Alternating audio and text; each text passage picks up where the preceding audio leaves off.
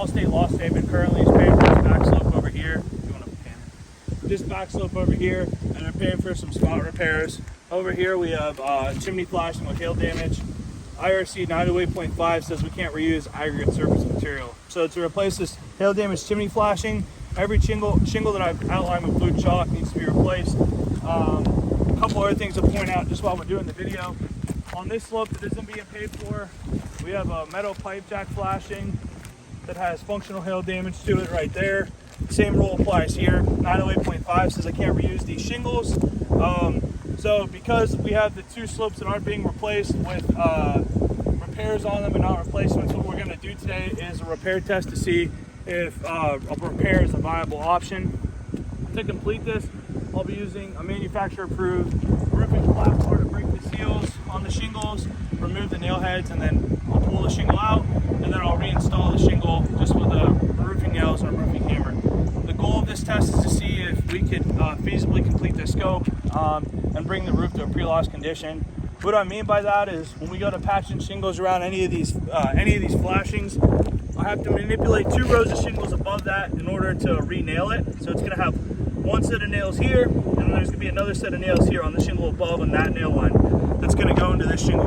So I have to lift these shingles high enough to complete that. If I can replace this shingle without damaging these 4 above it in the process, it's a repairable roof.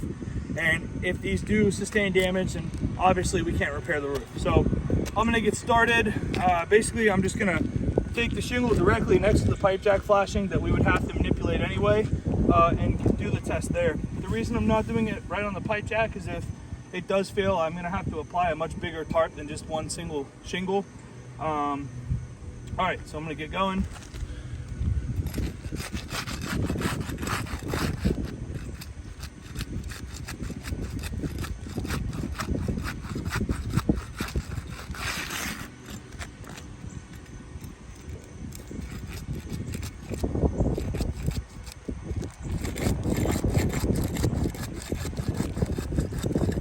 Just getting underneath here to break the seal. I've already tore the shingle right here.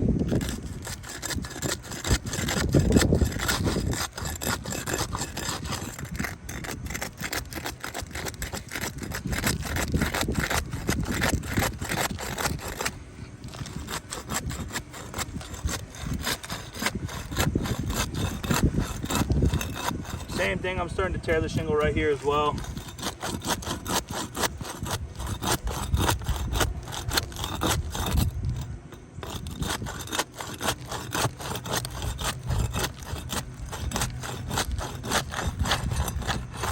Alright, got this one. I'm gonna get this one up.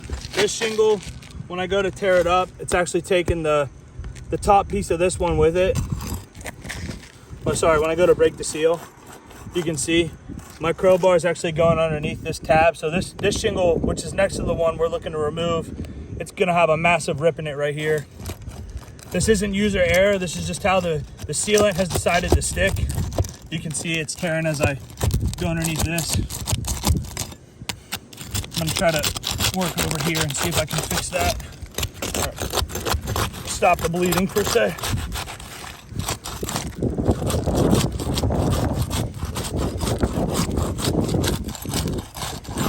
All right, I'll lift this up just so you guys can see what I mean.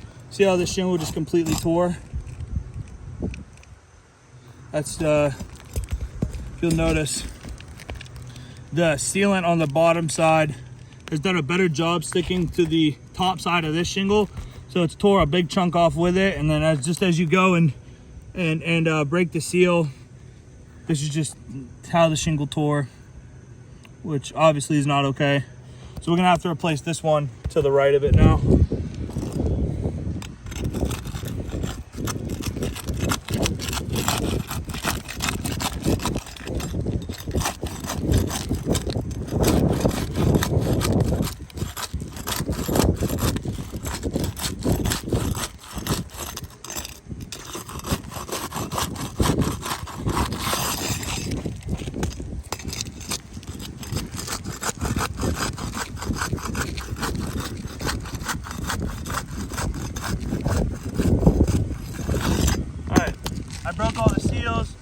I'm gonna get the nails out of this one.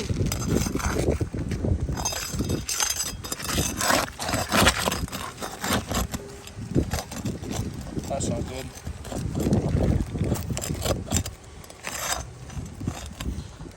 The roof deck expanded too much to where this nail's actually sunk in.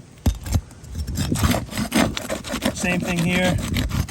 I'm unable to get that nail out. Same thing here.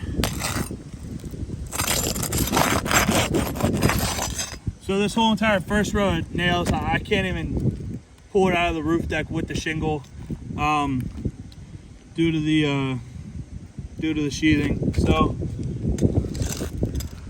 work on the second row.